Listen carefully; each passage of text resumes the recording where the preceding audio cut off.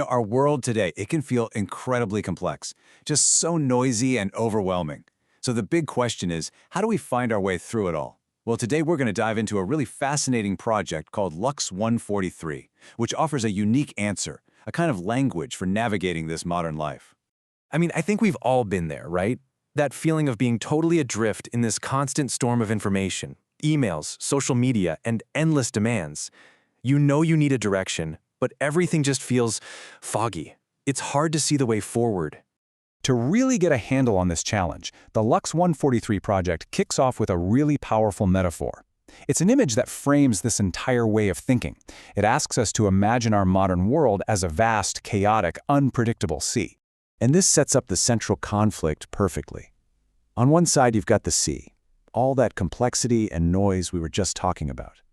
And then on the other side, you have the lighthouse, this simple, steady, minimal signal that just cuts right through the storm. And here's the key idea.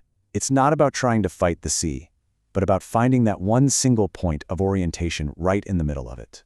So, if the sea is the problem, then the lighthouse is the solution. But it's a very specific kind of solution. It's one that completely reframes how we think about what guidance even is. This quote it gets right to the heart of it. Think about it. The goal isn't to control the storm or calm the waves, because let's be real, you can't. The goal is simply to have a reliable point of reference, that one single beam of light that tells you where you are and helps you figure out where you might go next. And that simple idea leads to this really profound shift in mindset.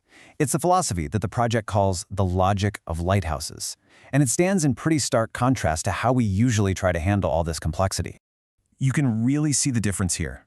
The traditional way, we try to control the chaos. We try to fight the storm, demanding a perfect map for everything. But the lighthouse logic is totally different. It's about learning to read the signals, about enduring the storm instead of fighting it, and cultivating your own sense of direction with just a few trusted points of light. So here's the takeaway, the most crucial point. It's about letting go of this illusion that we can manage all the chaos around us, and instead focusing on developing our own internal compass, guided by those few signals we truly choose to trust. Now, this isn't just some abstract theory. No way. It's actually brought to life through this whole cast of symbolic characters, a world of navigators who each represent a different piece of this philosophy. First, there's Leah Belmaris. She's not so much a character as she is the embodiment of the idea itself. She is that clear, guiding light, the signal cutting through the fog. And then we have Barmalux, who is our guide through this world.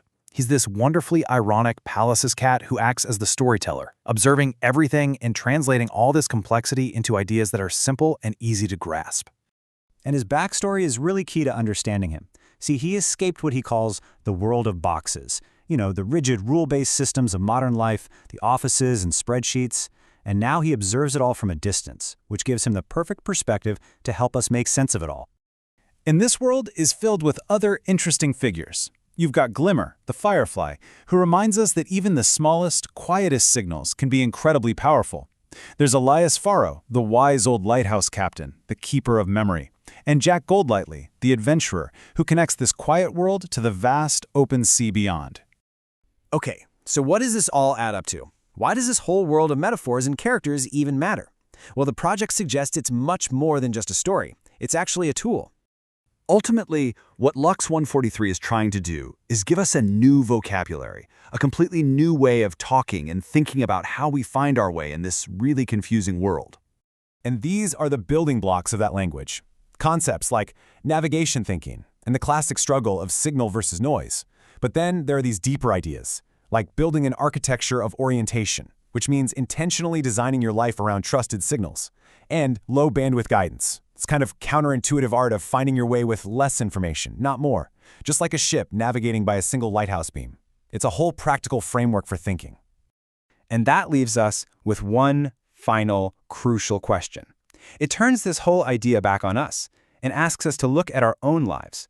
Amidst all the noise and all the chaos, what are the simple, enduring signals that you rely on to find your way? What are your lighthouses?